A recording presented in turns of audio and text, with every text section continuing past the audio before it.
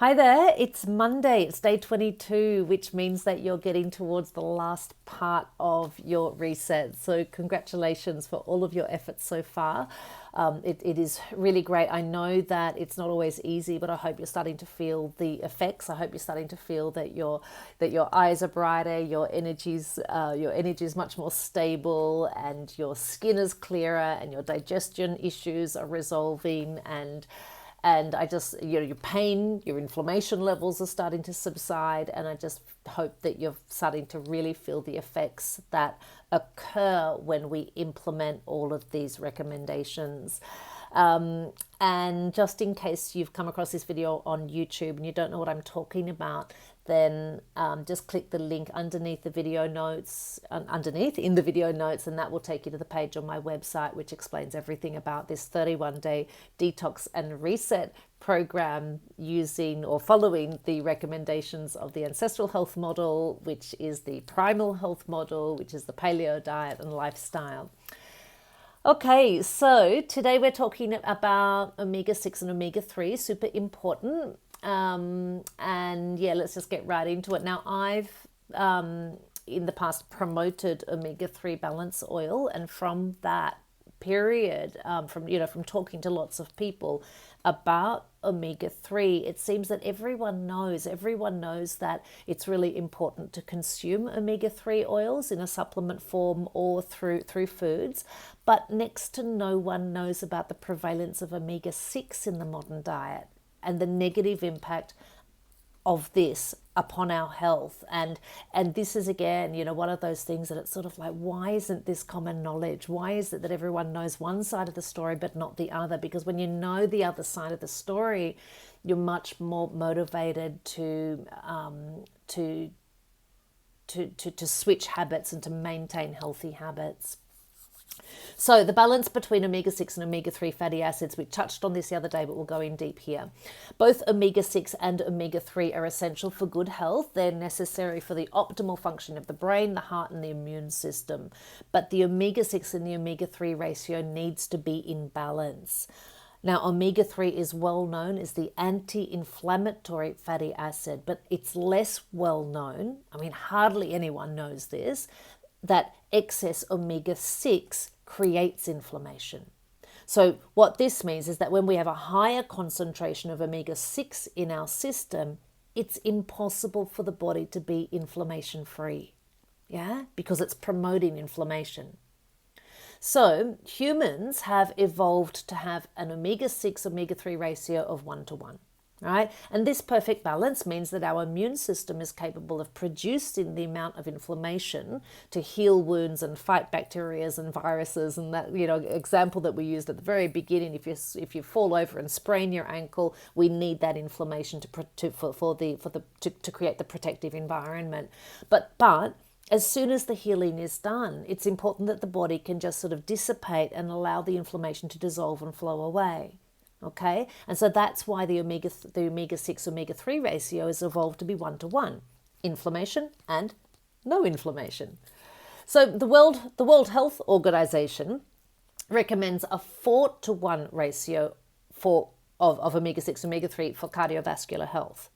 But in Europe, we know that the average ratio is 15:1, and in the United States, the average is 25:1. Right? So these huge imbalances in the omega-6 omega-3 ratio contribute in no small part to chronic systemic inflammation. Now, I love this. I've put this image here of a firefighter fighting a building which is on fire, because it's such a great analogy for what is going on in our body with chronic systemic inflammation. Right, so to understand what happens, the analogy of arsonists and firefighters is really useful. Imagine that arsonists, right, so they're the omega-6, and firefighters, the omega-3, are running around in your body. Now, obviously, if there are enough firefighters to put out the flames every time an arsonist lights a fire, that's okay. But if there are too many people lighting fires and not enough firefighters, it simply won't be possible to put out the fire. Right? Now, as we know, when the situation of inflammation becomes chronic, the immune system will suffer from a constant overload of work. It'll become weak, it'll become confused, and the result will be disease. So the big question is, why have omega-6 and omega-3 become so unbalanced? Omega-6 and omega-3, yeah, we've seen this in the last couple of days, they're both essential fatty acids, and this means that the body can't produce them by itself. We have to receive them from the diet. Now, up until the 1960s, the average omega-6 omega-3 ratio was 4:1, right? Just like the recommendation from the World Health Organization. And this was because food was grown naturally, livestock was raised on pasture, and fish were caught wild from the lakes and from the sea. And if you think about it, yeah, before 1960, supermarkets didn't exist. Right? Before 1960, there wasn't this boom of agriculture and this boom of the food industry. Right? But after the 1960s, everything changed. Small farmers were usurped by agro-industrial enterprises. Plants were modified to resist disease and to produce fast, high yields. The food industry found a way to produce products that could last for weeks or months or years on the supermarket shelves without becoming rancid. That is, by adding industrialized seed and vegetable oils which contain high levels of omega-6. Restaurants learnt that these high omega-6 vegetable oils are fantastic for frying food because they leave no taste and they're cheap. The fast food industry was born, and livestock and fish were removed from their natural environment to be born and bred in concentrated feeding organizations, or CAFOs, where they're raised on foods they haven't evolved to eat, where they're given hormones and antibiotics to combat the inevitable outbreaks of disease that occur when organisms live in overcrowded situations, as well as just the general stress of not being in their natural environments. And so this, in essence, is the crux of the problem. We're consuming food and food-like substances that we haven't evolved to eat. And in most cases now, most of the food that a person consumes is not only nutrition, I'm going to reread that. In most cases now, most of the food that a person consumes is not only nutritionally poor, but contains a high amount of inflammatory substances. All right? And one of these substances is omega-6. Okay, so what exactly is the problem with high omega-6? So remember that polyunsaturated fatty acids, the PUFAs, are unstable. They oxidize and become rancid when they're exposed to air, heat, and light, all of which are involved in the refining and manufacturing processes. So being PUFAs, industrialized seed and vegetable oils, are already rancid before you even open the bottle.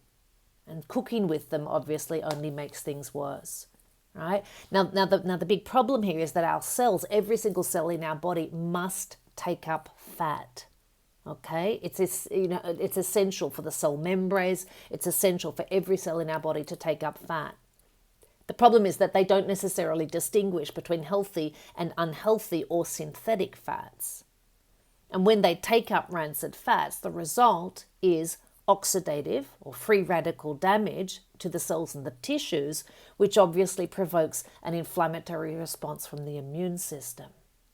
Okay, so this is why it's so important to get all of this stuff out of your pantry, out of your house, and to reduce your intake of it as much as possible. Which foods are high in omega-6? Omega-6 is found in high concentrations in vegetable and seed oils, including oils derived from sunflower, peanut, canola, corn, soy, cottonseed, etc. But unfortunately, so many delicious foods are made with these oils. They're great for frying, They turn potatoes and corn into irresistible chips. They give cookies and crackers their crispness. They make pastries which are fluffy and light. The food industry loves polyunsaturated fats, So you can bet, that from high-class restaurants to your fast food chains, from fried fish to French fries, from breakfast foods to gourmet desserts, you can be sure that these PUFA oils are on the ingredient list. All right, so we're talking about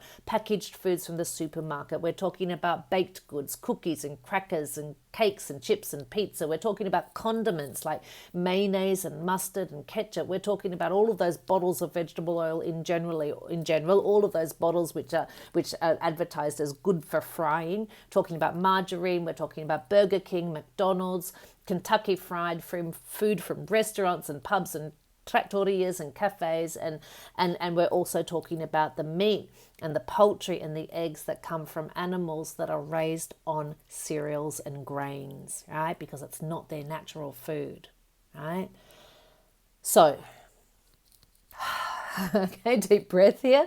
Just to be clear, there are plant-derived oils that are sources of healthy fats. Olive oil, extra virgin olive oil, coconut oil, avocado oil, macadamia nut oil. These are all wholesome sources of fats and antioxidants, right? So it's best to have these in your pantry and get rid of the others, okay? Now, there is good news here, right? The good news about omega-6 and omega-3 is that we can actively reduce our omega-6 levels through wise dietary choices, and we can actively increase our omega-3 levels through our dietary choices and with a good quality supplement. Okay, but the thing is that because sort of like contemporary life is as it is, we can eat foods which are high in omega-3, but especially if we're coming from a major state of unbalance, we'd need to eat a lot of fatty fish every week to balance the score, right? Fresh food is always best, but a quality supplement is simpler and cheaper, right? Especially if you've got a ratio of 10-1 or 25-1 and you want to get that ratio happening fast, you know, you're never going to be able to eat enough salmon and mackerel. You know, it's just best to start taking a good quality supplement every day and until you reach that balance. So are all omega-3 supplements valid? No, they're not. The problem with omega-3 supplements is that through the refining process, all the naturally occurring polyphenols are removed. Now, the polyphenols are antioxidants, and it's the antioxidants which stabilize the oil and optimize the bioavailability of the omega-3. So without these antioxidants, remember that the PUFA oils are really unstable, right? And so without the antioxidants, the oil quickly turns rancid. When you've got those antioxidants there, it's much more stable, right? And so this is why many omega-3 oils have a very fishy aftertaste. Even if the oil hasn't gone rancid, without those antioxidants present, even if the oil hasn't gone rancid, without the antioxidants being present, the body won't be able to metabolize it as effectively, as efficiently, right? So you want to make sure that your omega-3 supplement is enriched with polyphenols, right, with antioxidants. That's the marker of a good quality omega-3 supplement. So which omega-3 oil do I recommend? I recommend Zenzino Balance Oil. Zenzino is a Swedish company. I don't know whether I've written this here. Zenzino is a Swedish company. We've been using their products since 2019, still using them as I make this video. Very happy with both the quality and the customer service. Customer service is excellent. They also offer the option to have 2 blood tests. Yeah, so this is really cool.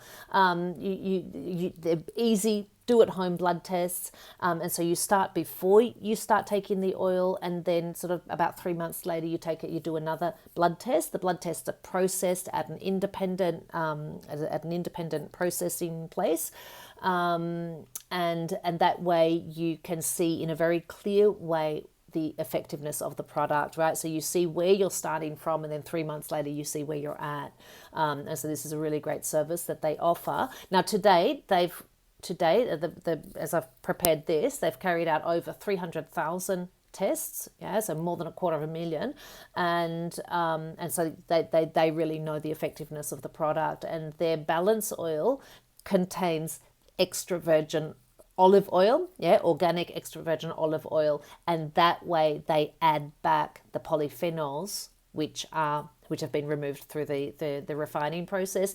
It's also enriched with vitamin D, which is super important for us. And they've got good flavors. Yeah, my favorite is the orange and mint flavor, which means it tastes good. So if you want to know more about that, I've written here, I'll tell you all the tricks that you need to know to buy it at the best price.